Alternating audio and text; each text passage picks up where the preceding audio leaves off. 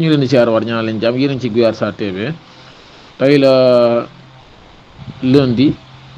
21 octobre 2024 22h48 débat entre Ousmane Sonko ak Amadou Ba. Ousmane Sonko nee na loolu lu war a mën a nekk la maanaam Ousmane Sonko indi na ci ay leeral yu bare bare mu ne koo xam ne da nga daan nekk ci ay ginnaaw yu média ñu lay waxal kon nag tey jii boo demee ba ñemee waxal sa bopp rek débat war naa mën a am débat bi nag pour rappel amut.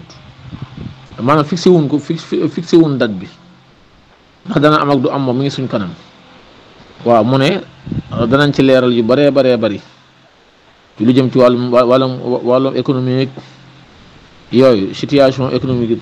financier yëpp danañ ci wax waaw mu ne occasion la daal occasion la boo xamante ne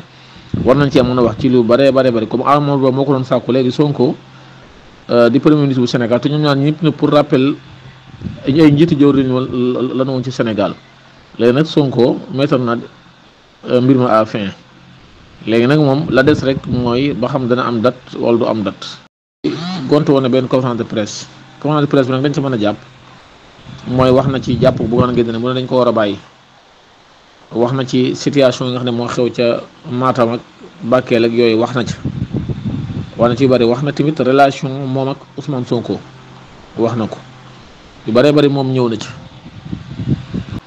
Guyaar Sarr TV ñu leen ñaan ngeen abonné te partage